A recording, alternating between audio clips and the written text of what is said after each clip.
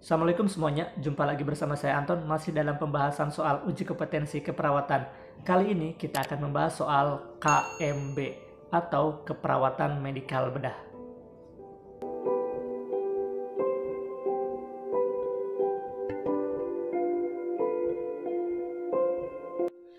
Dari 180 soal uji kompetensi keperawatan, 45 sampai 65 soal itu merupakan soal keperawatan medikal bedah. Nah, dan apabila kita mampu menjawab 60% atau sekitar 35 soal, maka besar kemungkinan kita akan lolos uji kompetensi. Kenapa? Karena bidang keilmuan lainnya ternyata mengikuti kemampuan KMB ini. Itu Sinersi loh yang bilang ya, bukan saya. Oke, kita langsung ke soal yang pertama. Seorang laki-laki berusia 56 tahun dirawat di ruang penyakit dalam dengan pneumonia. Hasil pengkajian fisik, pasien tampak sesak, suara napas ronchi dan pada paru kanan dan kiri, irreguler dan terlihat penggunaan otot bantu pernapasan. Perawat sudah melakukan tindakan nebulasi menggunakan ekspektoran, namun sekretnya masih sulit dikeluarkan. Terpasang oksigen nasal 3 liter per menit. Pertanyaannya, apakah tindakan keperawatan selanjutnya?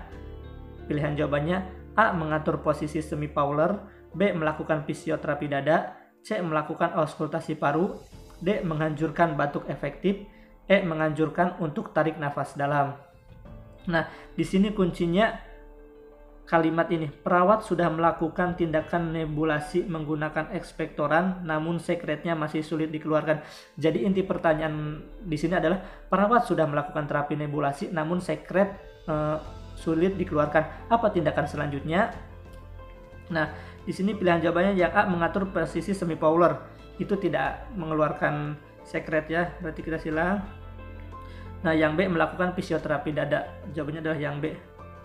Jadi setelah dilakukan nebulasi namun sekretnya masih sulit dikeluarkan, kita lakukan fisioterapi dada berupa postural drainase dan vibrasi. Oke, lanjut ke soal nomor 2. Seorang laki-laki berusia 50 tahun dirawat di ruang penyakit dalam mengeluh nyeri dada kiri seperti ditekan benda berat. Nyeri berkurang dengan istirahat dan bertambah dengan aktivitas. Skala nyeri 6. Perawat akan melakukan tindakan perekaman EKG pada pasien. Perawat akan memasang sadapan di P2. Pertanyaannya, di manakah lokasi pemasangan elektroda tersebut? Nah, sebenarnya pertanyaannya tuh simpel ya. Di manakah letak sadapan P2? Tapi ini dibikin soal cerita. Nah, ini inti pertanyaannya. Oke, kita lihat pilihan jawabannya. Yang A, sela iga keempat garis sternal kanan. Bukan ya, ini untuk P1. Kemudian yang B, sela iga keempat sternal kiri. Nah, ini untuk P2. Jadi jawabannya adalah yang B. Tapi kita bahas pilihan jawaban berikutnya. Yang C, sela iga ke-5 midclavicula. Nah, ini untuk P4. Jadi di sela iga ke-5 midclavicula. Yang D, sela iga kedua sternal kanan, gak ada. Kemudian yang E, sela iga kedua sternal kiri juga gak ada. Nah, kan ada, kalau sadapan itu ada P1 sampai P6. Nah, di manakah letak sadapan P3, P5, dan P6? Nah, untuk P3 itu di antara P2 dan P4. Ini P3. Kemudian kalau P5 itu sejajar dengan P4, tapi bagian anterior aksila ya, anterior aksila. Kemudian kalau P6 sejajar dengan P4 namun di bagian mid aksila. Oke, lanjut ke pertanyaan nomor 3. Pasien laki-laki berusia 80 tahun dirawat di penyakit dalam dengan gagal jantung grade 4. Pasien menyatakan telah siap meninggal dan lebih berbahagia bisa bertemu Tuhannya dan menolak untuk dilakukan tindakan apapun. Kondisi pasien menurun, kesadaran sopor koma dan mengalami henti jantung. Perawat tetap melakukan tindakan RJP. Manakah prinsip etik yang dilanggar perawat pada kasus tersebut? Jadi ini pasien menolak untuk dilakukan tindakan apapun, berarti DNR. Tapi perawat tetap melakukan RJP. Jadi prinsip apa yang dilanggar. Yang kita lihat pilihan jawabannya yang A, justice itu keadilan, bukan ya. Kemudian yang B, fidelity itu menepati janji, juga bukan.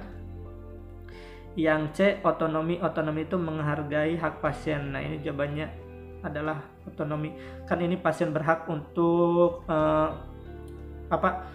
menolak tindakan terhadap dirinya. Jadi pasien ini udah menolak tapi kita tetap melakukan tindakan RJP. Jadi kita tidak yang prinsip etik yang dilanggar pada kasus ini yaitu otonomi. Kalau yang D itu beneficient itu berbuat baik, yang E non maleficent itu tidak berbuat jahat. Oke, lanjut ke soal nomor 4. Seorang perempuan berusia 45 tahun dirawat di RS dengan keluhan nyeri dada. Hasil pengkajian ditemukan nyeri seperti diremas dengan skala 7. Tekanan darah 140/90 mmHg, frekuensi nadi 94 kali per menit, suhu 36 derajat Celcius. Pasien direncanakan diberi obat isosorbit dinitrat atau ISDN. Bagaimana cara pemberian obat yang tepat pada kasus tersebut?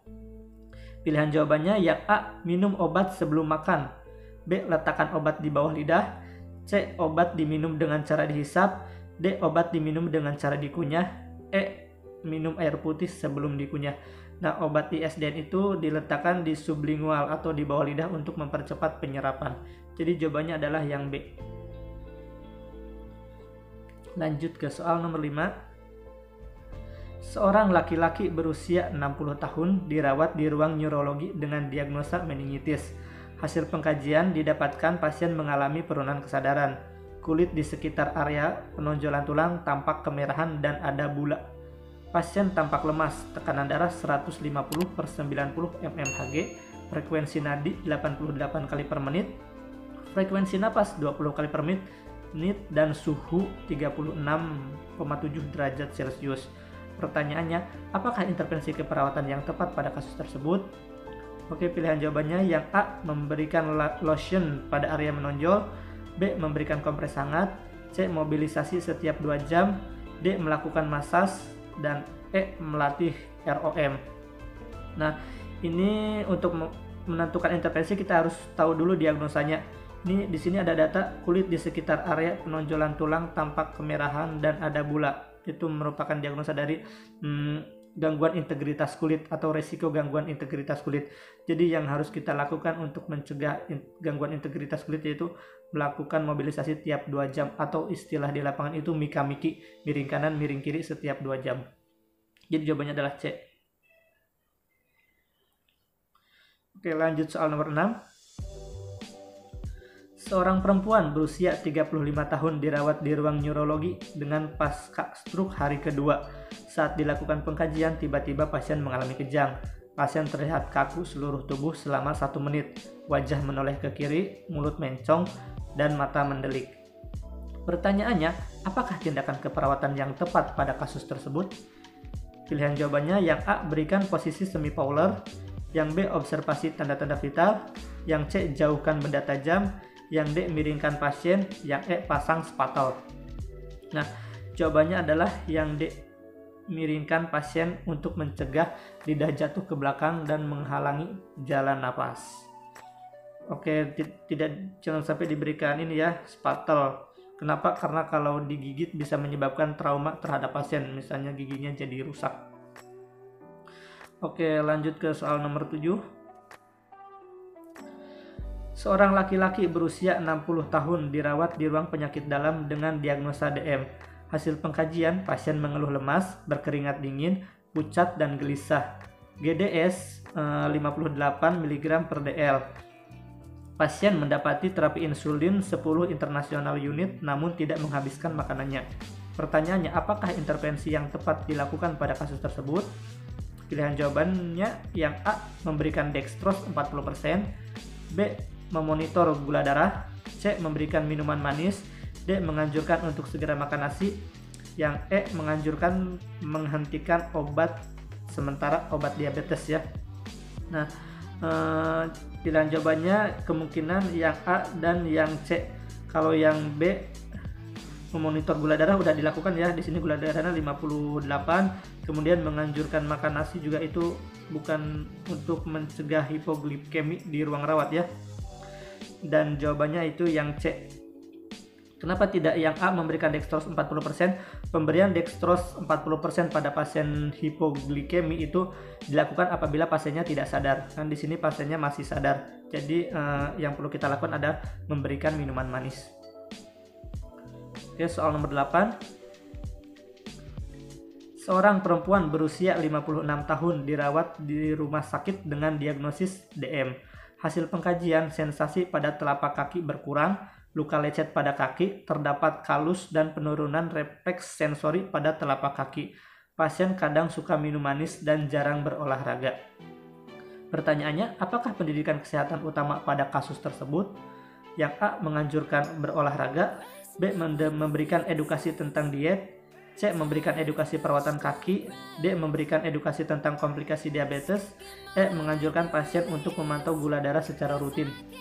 Nah, ini didapat di soal ini dapat data yang banyak, yaitu komplikasi pada bagian kaki ya. Misalnya ini sensasi pada telapak kaki berkurang, luka lecet pada kaki, terdapat kalus, dan penurunan refleks sensori pada telapak kaki. Jadi jawabannya yaitu memberikan edukasi perawatan kaki. Lanjut ke soal nomor 9. Seorang laki-laki berusia 26 tahun dirawat di ruang bedah dengan fraktur kruris. Pasien mengeluh nyeri, tekanan darah 140/90 mm Hg, nadi 100 kali per menit dan frekuensi napas 24 kali per menit, suhu 37,2 derajat Celcius.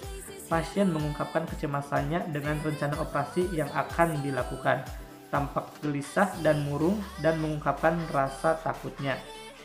Apakah tindakan yang harus dilakukan pada kasus tersebut? Yang A. Mengelola nyeri, B. Melibatkan keluarga, C. Mengelola kecemasan, D. Memberikan penjelasan manfaat operasi, E. Memberikan motivasi untuk menyetujui operasi. Nah, kata kuncinya ada di soal, yaitu pasien mengungkapkan kecemasannya. Cukup jelas di sini ya, jadi jawabannya yaitu mengelola kecemasan. Yang C. Soal terakhir. Seorang laki-laki berusia 30 tahun dirawat di ruang bedah akibat fraktur. Pasien mengeluh nyeri di kaki kanan. Hasil pengkajian, kaki tampak bengkak, nyeri skala 7, gelisah, terpasang traksi, tampak lemah, sering teriak-teriak. Tekanan darah 140/90 mm Hg, frekuensi nadi 100 kali per menit, frekuensi nafas 26 kali per menit. Pertanyaannya, apakah tindakan yang tepat pada kasus tersebut? Yang A. Observasi CRT, yang B. Melakukan massage, yang C. Observasi kekuatan otot, D. Lakukan relaksasi napas dalam, yang E. Kolaborasi pemberian analgesik. Ya, di hasil pengkajian didapat pasien mengeluh nyeri, ada skala nyerinya skala 7. Nah, manajemen nyeri, apa yang harus kita lakukan pada pasien dengan nyeri skala 7? Jawabannya adalah yang E.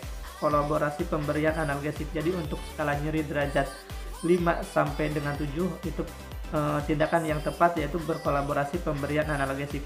Kalau pemberian relaksasi nafas dalam itu tidak akan cukup kalau skala nyerinya itu di atas 5. Oke, itu saja yang bisa saya sampaikan hari ini. Apabila ada yang mau didiskusikan, silakan tulis di kolom komentar. Dan terima kasih sudah mengikuti video ini dari awal sampai akhir. Saya pamit dulu. Assalamualaikum warahmatullahi wabarakatuh.